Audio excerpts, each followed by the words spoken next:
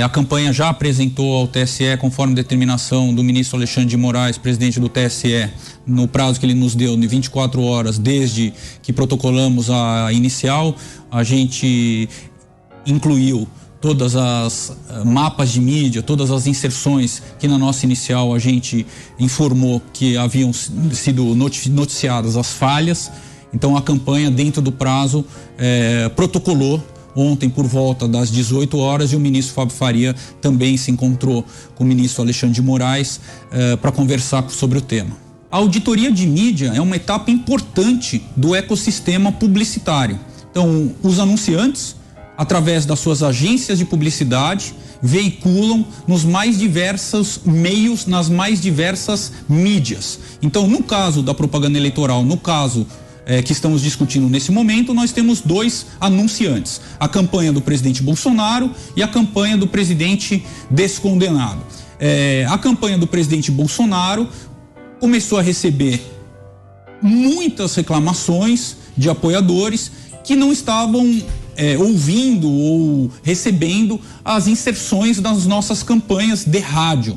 Por conta disso, a campanha contratou uma empresa de fiscalização, de auditoria ou de checking de mídia, em que ela audita todas as veiculações, todas as inserções em todas as emissoras, quer sejam de rádio, quer sejam de TV.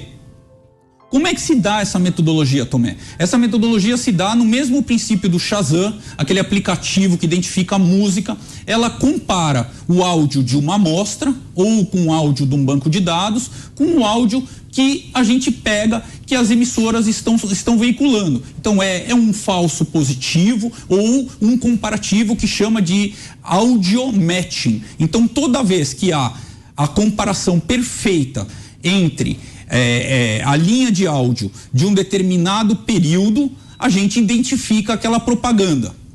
No caso da nossa campanha, a gente contratou uma empresa de Minas Gerais chamada Soundview. Depois contratamos uma outra empresa com cobertura maior de rádios. Me parece que a Soundview auditava 1.800 rádios, 1.600 rádios, e ampliamos a nossa auditoria na cobertura de rádios, chegando em quase 5.000 rádios sendo auditadas. E já estamos em negociação com uma terceira empresa de auditoria, também muito renomada, também com bastante tecnologia embarcada. Então, como é que se dá?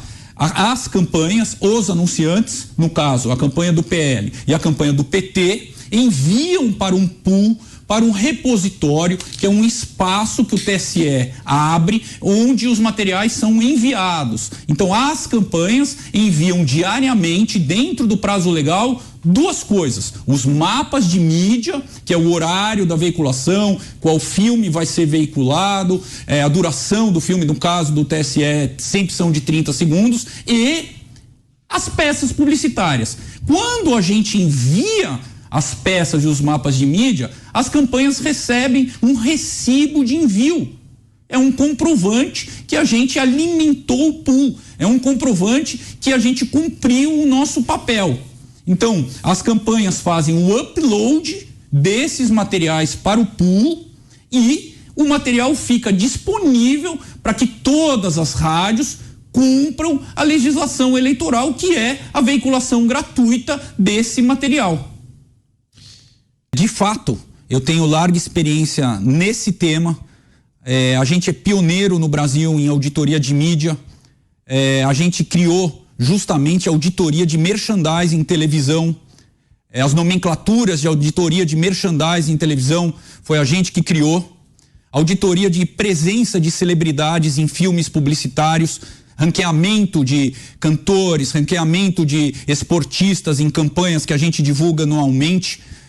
Foi a gente que inventou esse ranking, esse critério. Portanto, eu tenho muita calma, eu tenho muita tranquilidade para debater com quem quer que seja sobre esse tema de auditoria de mídia. Para você ter ideia, uma curiosidade: o Ibope prestava esse serviço quando eu comecei em 1999 e demorava um mês para dar essa informação, e a minha rádio escuta ou a minha TV escuta, eu gravava da televisão que passava num caderno, digitava no computador e enviava por e-mail aos meus clientes. E o meu primeiro cliente foi uma emissora de TV em 1999.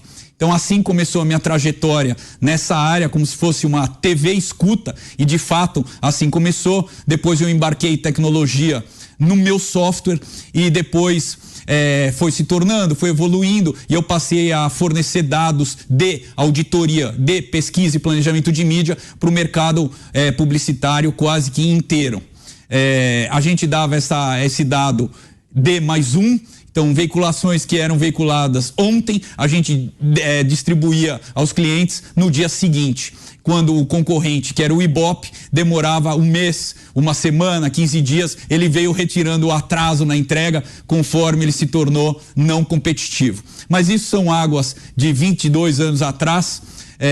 Respondendo à sua pergunta, não me cabe identificar nem projetar o que pode acontecer caso o TSE entenda que as nossas demandas tenham pertinência, mas de todo modo a gente tem muita segurança no que está dizendo. A gente vem auditando inúmeras praças, inúmeras emissoras. Há que se entender o papel de cada um. O nosso papel da campanha é enviar todos os filmes publicitários. E eu questionei severamente, reiteradamente, a minha área operacional de mídia para saber se a gente poderia não ter enviado algum dia algum material. A minha equipe devolveu para mim que temos em mãos todos os recibos de entregas de material ao pool do TSE. De novo, Paulo, o TSE criou um espaço onde as campanhas devem enviar o material. E a gente está de posse de todos os recibos de envio de material. A primeira etapa da veiculação é o envio do material. A campanha do presidente Bolsonaro está de posse de todos os recibos de envio de material. Então essa é a primeira fake news do dia, que as rádios não receberam o material da campanha. De novo, hoje, eu questionei pesadamente a minha área de operações de mídia para saber se os materiais foram enviados. E tive a resposta com toda a segurança de toda a vertical de mídia da campanha, que todos os recibos demonstram que enviamos material. O passo seguinte é os veículos de comunicação. No caso, as rádios têm que baixar o material que estão nesse pool.